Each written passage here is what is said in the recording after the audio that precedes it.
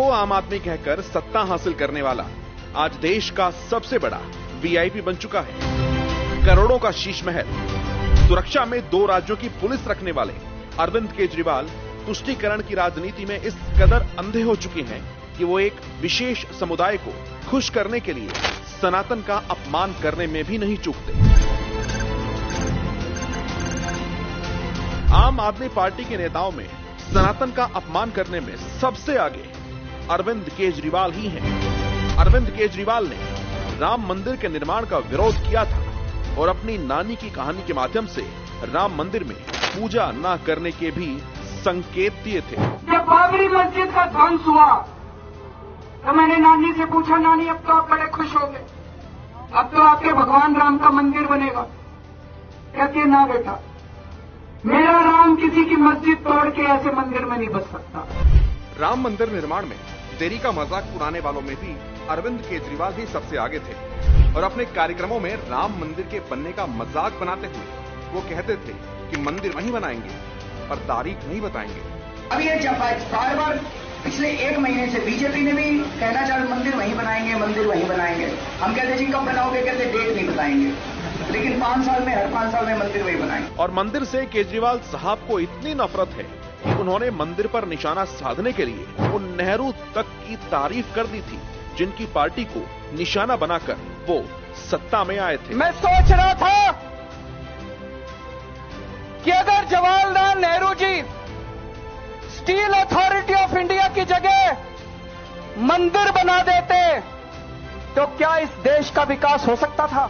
एक विशेष समुदाय को खुश करने के लिए केजरीवाल ने 2013 में हिंदू संगठनों को आतंकवाद से जोड़कर बदनाम करने की भी कोशिश की थी। कई सारे ब्लास्ट्स में हिंदू संगठनों का हाथ था और दूसरा अब जो हिंदू संगठनों का इसमें हाथ निकल के आया, तो अब कम से कम जैसे कल पूरा दिन जब मैं टीवी देख रहा था तो अब ये एक स्टैंड लेने लगे हैं। अरविंद केजरीवाल की राह पर चलते हुए ही आम आदमी पार्टी के नेता और पूर्व मंत्री राजेंद्र पाल गौतम ने श्री रामचरितमानस पर विवादित बयान देते हुए श्री रामचरितमानस के बहिष्कार करने की मांग की थी। इससे पहले भी राजेंद्र पाल गौतम हिंदू देवी देवताओं का अपमान कर चुके हैं। आम आदमी पार्टी की सरकार के तुष्टीकरण का सबसे बड़ा उदाहरण ये है कि केजरीवाल साहब एक धर्म विशेष के लोगों को सभी के टैक्स के पैसे से सैलरी देते हैं जिनका काम सिर्फ अपने धर्म की शिक्षा देना है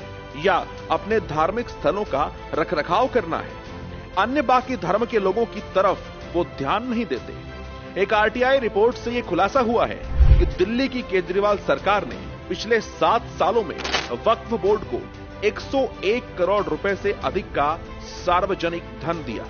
केजरीवाल साहब के इस दोगलेपन से अन्य धर्म के लोग परेशान हैं। अपनी तुष्टीकरण की राजनीति में अंधी हो चुकी आम आदमी पार्टी और केजरीवाल तो दिल्ली में हिंसा करने वाले, दिल्ली के लोगों को हिंसा में झोंकने वाले नेताओं को बचाने में लग जाते हैं।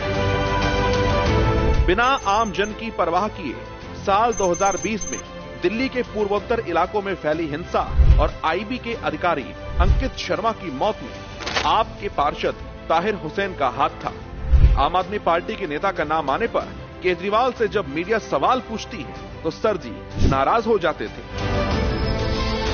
इतना ही नहीं, आम आदमी पार्टी के विधायक अमानतुल्लाह खान, जिसने दक्षिणी दिल्ली में बुलडोजर कार्रवाई का हिंसक विरोध करते हुए इलाके में दंगा फसाद और पथराव कराया था, उसके समर्थन में केजरीवाल ने पूरी आम आदमी पार्टी को लगा दिया था। और ये वही अमानतुल्लाह खान है जिसने आईएसआईएस के आतंकी को बेकसूर बताकर रिहा करने की मांग की थी।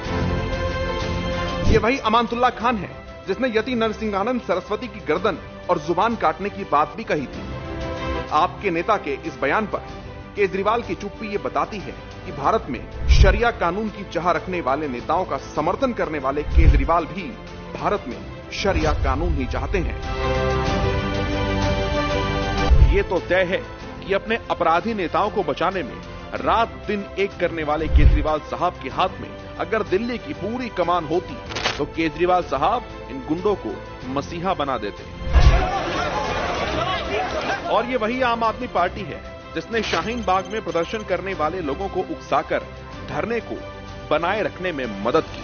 क्या सत्ता की खातिर केजरीवाल साहब अवैध प्रवासियों से भारत को भर देना चाहते हैं और भारतीयों के हक मारकर अवैध तरीके से भारत में रह रहे लोगों को देना चाहते हैं। अब तो केजरीवाल साहब अपने जैसे टुकड़े टुकड़े गैंग के साथ मिलकर घमंडिया गठबंधन बना चुके हैं और सपना देख रहे हैं देश की सत्ता में आने का। दिल्ली के मालिक हम हैं, दिल्ली के मालिक ये लोग नहीं है।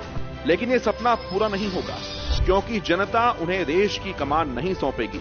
जनता जानती है कि जो दिल्ली को हिंसा की आग में झोंकने वालों का समर्थन करता हो, जो अवैध प्रवासियों को बढ़ावा देता हो, जो एक धर्म के लोगों को खुश करने के लिए दूसरे धर्मों का अपमान करता हो, वो देश को एक साथ लेकर नहीं चल सकता।